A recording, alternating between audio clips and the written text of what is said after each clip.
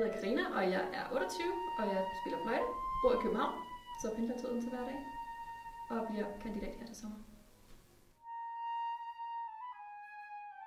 Jeg valgte Syddansk Musikkonservatorium på grund af min underviser, Rune Most, som underviser i tværfløjte.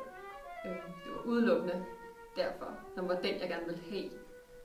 Og så måtte jeg jo rejse derhen, hvor han var. Og det var så her på Fyn.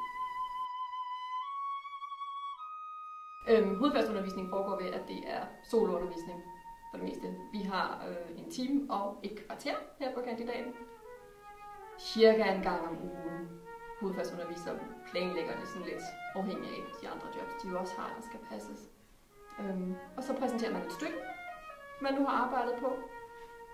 Og der bliver lavet en masse øvelser, og det er meget forskelligt fra hovedfagslærer til hovedfagslærer. De tager det sådan lidt på gefyl, og hvad har eleven brug for lige i dag, eller om de har planlagt en eller anden schema, eller nu arbejder vi kun på det.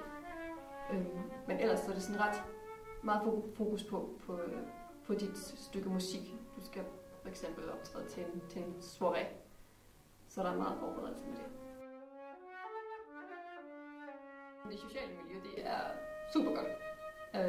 Alle er velkommen. Vi griner med hinanden og ikke af hinanden. Der er fuld opbakning til diverse masterclasses.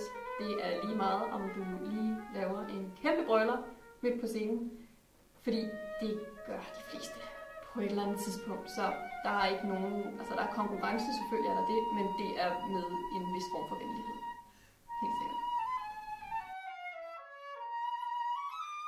Altså mine fremtidsplaner, det er, at jeg vil gerne undervise.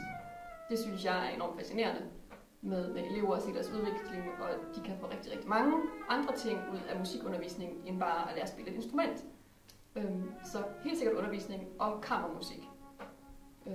Den der intime samspilsituation, der er mellem mennesker, som bare sidder og prøver at få det her til at fungere, det er noget helt andet end i for eksempel et orkester.